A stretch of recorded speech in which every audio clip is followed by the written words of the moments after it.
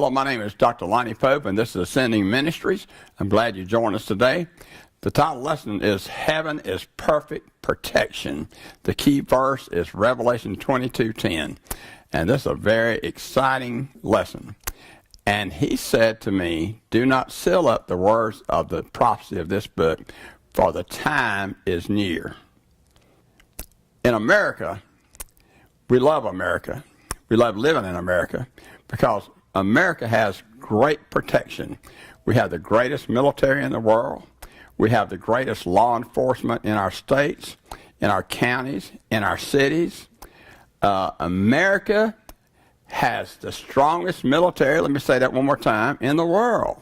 Our country and state law enforcement are among the best in the world. I tell you, in our state, in our city, in our county, I really believe that is the case. So why am I afraid? Because there's a lot of evil in the world. As all of us well know, there's a major threat from radical Islamic groups. I tell you one thing, illegal drugs and other things also are terrible.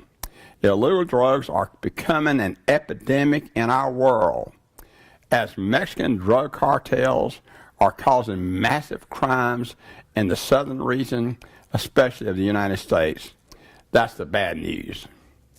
The good news is that heaven is perfect protection. Wouldn't it be just absolutely wonderful to live in a place where you know you don't have to worry about anything or any threats? That's where heaven is, folks. It's perfect protection. And perfect protection, of course, is the absence of evil and evil people. John described people that won't be in heaven. Group number one, Christians in name only. He says cowardly, unbelieving, and vile people that pretend to be Christians. In Revelation 9:21, it says, nor did they repent of their murders or their sorceries or their sexual immorality or their thefts. And by the way, sorceries there is, in our modern day language, has to do with drugs. Okay? Perfect protection is the absence of evil in people. John describes people that won't be in heaven. Group two, evil people, murderers, sexually immoral, practitioners of magic arts, idolaters, and all liars. And folks, who would want to be in heaven for eternity with people like that? And Revelation 3:9 says, behold, I will make those of the synagogue of Satan who say that they are Jews and are not, but lie, behold, I will make them come and bow down before your feet, and they will learn that I have loved you. That's powerful. Looking forward to going to heaven. Revelation 21:27 says, but nothing unclean will ever enter it, nor anyone who does what is detestable or false, but only those who are written in the Lamb's book of life. Now, it's important for me to tell you this right now, folks. If you've told us untruth, whatever, it's talking about people who continually do this. Perfect protection, the New Jerusalem. Now, folks, this is absolutely wonderful. The New Jerusalem. Can you imagine a place that is brand new, that is built for us? City is used in Revelation to describe the perfect protection of God. See, especially back in the time the Bible was written, cities were very important because inside the city you could be protected. Outside the city you were not protected. And here's this wonderful place called the New Jerusalem that God has built, and it's a place of splendor. The glorious city, God is there, and so is our protection because God is there. Perfect protection, the fortifications.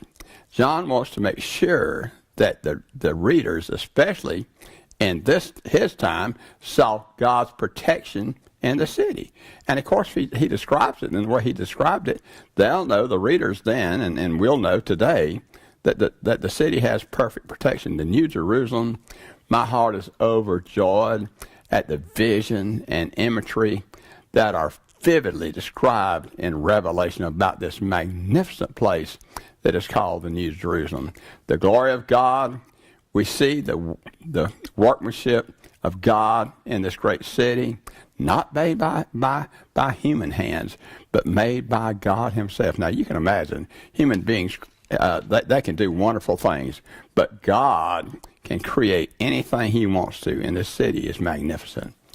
The description of the city, the walls and gates, magnificent, ancient cities were defined by the splendor of their walls and gates.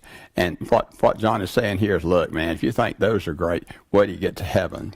The foundation, the number 12. Now, God has a numbering system, and as we all know, 7 is a number of perfection.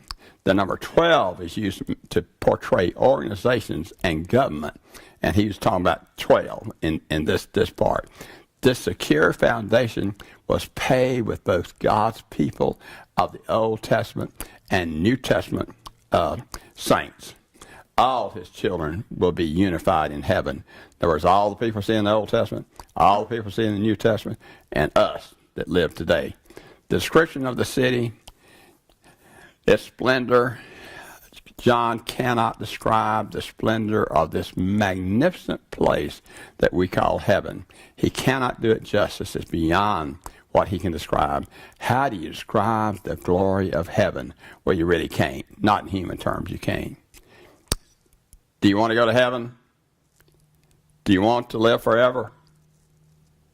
Do you want to live with God? Do you want heaven's protection? Let me tell you something. That's why we're Christians.